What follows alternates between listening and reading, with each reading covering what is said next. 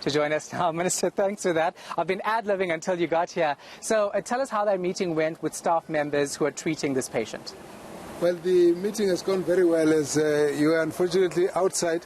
When we walked in there, we found that everyone is in high spirits. They started singing, and that means we're ready. Things have never been, we've never been as ready as we are, which is very, very encouraging. And we have got right now there's a whole, we've addressed them, and we've also now got a team that's demonstrating how the gown, the PPE is actually being donned by the nurse, how you do it, and how you doff it, and how to make sure that we keep an unbroken safety line between the patient and the health worker. We have made a point very clearly that we would like to make sure that this patient leaves this hospital cured, recovered as far as possible. We also wanted to make sure that no health worker is infected in the process. We also want the health workers to know that there are frontline fights against this coronavirus, and that this is the first case. There are going to be many more cases. They must find us just as ready. Yeah. So anyone nervous? I mean, that's a normal instinct to have, right? Being nervous around such a virus. Well, the first line that was put by the nurse, it says, "Don't panic, Grace Hospital is ready." But I don't know if anyone else is nervous, but what we just don't want to take a chance on is that in a situation like this, we need to first make sure that everyone knows we're in this together, we're going to work together, we're going to also be there to support. We also want to make sure that we give as much information. The issues they have raised is that, look, they are fine here. They are treating the patient, but what they are concerned with is that we need to actually make sure we pump as much information to the public so that the public is aware, because we can only defeat this problem in the community. Yeah. Of course, the media is not allowed to go into where this man is being isolated for good reason. Not at all. Not at all. So paint a picture for me. Tell me what these nurses are seeing when they enter this room, and also tell me how many nurses are treating this patient and how many doctors. Well, I will not be able to give you that, because the number of nurses and doctors depend on how many patients we've got. Right now we've got one patient, so we'll increase the numbers as the patient numbers increase or the complexity of the patient's condition increases. Right now we've got enough nurses just to be able to look after the patient. As a matter of interest, you would have noticed that the patient has actually been out there telling people that he's actually much well, he's much better, he's improved. We've said nevertheless we still want him in the hospital, and we really want him to recover and go out of the hospital. It's important for the first patient to actually be a demonstration of how quickly people can recover, because it gives hope for the rest of the country to understand we can fight this and we can defeat it. So right now, as we're going in there, we've got nurses, we've got doctors, we've got all the professionals, and our discussion is about specific things. For example, we're demonstrating how you put on this gear. We're also saying what should they look out for. For example, they mustn't, if this is broken, then it already becomes a bit of a challenge. If the gloves are torn and the exposure to the patient is increased, then the health worker must report, so that we must then start taking additional steps to protect them. Apart from that, they've been also discussing issues about they need to know how to handle the corpses, if there are any corpses, and also what precautions they need to take. All of those issues were going through day-to-day issues. Others were even asking, how do you charge such a patient? And these are some of the practicalities that they are looking at. Yeah. But at the moment, we actually feel that there's a good enough level of confidence amongst our workers that they'll handle the patients who come here. How far away is this patient from other patients in the hospital? And have any of the current patients told you that they are worried about this person being here? Well, the ward is actually such that there should be a separation with the rest of the other patients. It's an isolation section that will only take people who are coming with this kind of condition or who are suspected.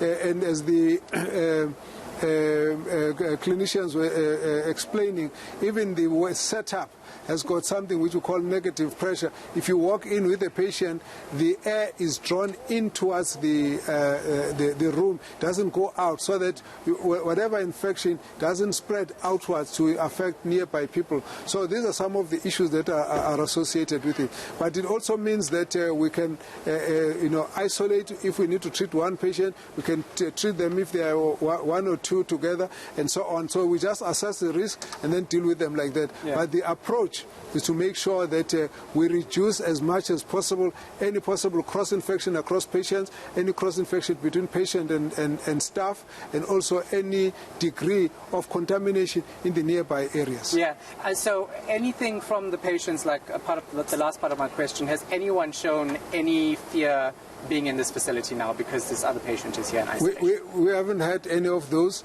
but we will actually have to go out there and just to explain to people that whatever happens with the issue of coronavirus and isolation, it happens every now and again with different diseases outside coronavirus, so people must not feel any way concerned. We make the judgment call. We think that this one needs to be isolated for barrier nursing, then we actually do that. We take care of that even before the patients know what has happened, so they shouldn't really be concerned.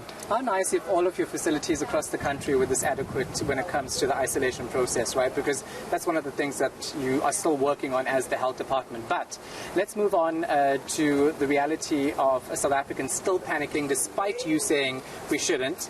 And the indication that people are panicking is that we've seen masks being sold out, we've seen sanitizers being sold out. Just reassure people who are tuning in for the first time today as to why there's no reason to panic.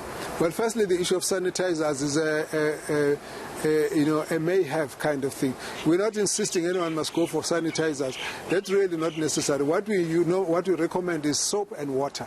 Clean your hands thoroughly using the normal soap. That is actually adequate. That's what we need to focus on. Sanitizers and all the fancy stuff are good to have for those who can afford. That's fine. Then in terms of our hospital services, we're actually quite comfortable with the fact that where we've designated the hospitals, we can handle these cases. But the rest of the health facilities face challenges that are going to take us a while to deal with. We need to increase funding to deal with the problem. We need to improve staffing to solve the problem. We have to solve the problem of long queues, shortage of medicine, poor management, poor facilities, infrastructure, refurbishment, and all of those. We'll deal with that, but let's separate the two, because the issue of the challenges of the health services is not a barrier to us being able to deal with an emergency. We'll deal with the emergency quite effectively, and therefore we must separate the two. Then in the long term, we must just gear up to the fact that slowly this virus is going to become endemic in every country, but what is encouraging is to see how well this has been managed in some of the countries. So we have been able to see that prompt action and isolation of patients, breaking the infection cycle, is very, very effective. It's important. Also, we need support and cooperation of the community to isolate and make sure in communities people don't spread the virus, and therefore it makes it easier to contain the spread. Now, Minister, Nedbank issued a statement saying that one of its members of staff was on this trip with this patient currently in isolation, and they are now in self-isolation. But this staff member was in contact with other workers, so they basically put lots of people in self-isolation.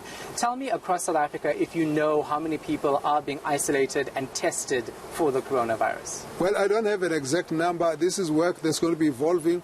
Up to now, the figure I've been given is that they've actually located 18 contacts, and they've actually asked them to self-isolate. Then they'll be asked questions so that they can give us a sense of the risk profile that they are at. Then they'll be tested, checked for their temperatures, and they're checked for do the test for coronavirus and so on. It's best for them to stay in isolation until the results are out. If the results come out and they are negative, there shouldn't be a problem. If the results come out and they are positive, they must go for treatment. But what we are saying is that this whole thing works on a concentric circles. There's a center, which is the patient that has tested positive. Then we take the first circle around that one. Those are the people who are in immediate contact and carry a risk of having the infection immediately. Then we test all of those immediately. Then there's a next layer of those who were in contact with the contacts. Now, those are not at a high risk, especially if the contacts, if those that they met with were not exhibiting symptoms. And if the people don't have symptoms, they're not likely to spread the virus. But once we test test them and we find that they are negative, all the others who are associated must not worry. Yeah. But we don't want to paralyze the entire country just because someone has been in touch with so and so and so and so. But what is important is that those who are testing negative, we have to make sure that they are. We then leave those out, and that the quarantine has got a timeline. It's got to do with the one who's positively as identified. So if you were involved with someone who is positive now, you need 14 days to stay out of it, to get out of the incubation period. And just lastly, very quickly, this patient that's currently in isolation at the Grace Hospital where we are, how long will he be under quarantine for? He's not in quarantine, he's isolation. on treatment. Yeah. He's on isolation treatment, and that one will stay there as long as the virus is still detectable and the symptoms are detectable. So what we expect, for example, is that the patient is going to show improvement of symptoms and therefore starts having no symptoms whatsoever. And when that happens, the patient must be tested. If the patient is still positive, then the patient won't go. If the patient is negative, the patient will go. This means that the patient can actually be out of hospital even though his family is still in quarantine. Because the family is negative, we want them to wait for 14 days until the expiry period of the possible incubation of the virus. Then only they can be negative, they can be released. That's why, for example, when we talk about those who come from the Diamond Princess, we have said those two that were found to be positive, they've been treated, now they are well, so they can come back. But their colleagues who were tested and they didn't have symptoms, we can't let them go. We want them to wait for 14 days since the last exposure to the area of, to the source of the infection. So you're taking every precaution possible to deal with this. Exactly. Thank you so much. All those who are associated with the aircraft, the families, the friends, everyone, will test them all. All right. Thank you, Minister, for your time. We appreciate it. Health Minister Zweli Mkhize, of course, speaking to us. He's just spoken to the medical staff at Grace Hospital. They, of course, are treating this 38-year-old man, the only confirmed case of coronavirus in South Africa.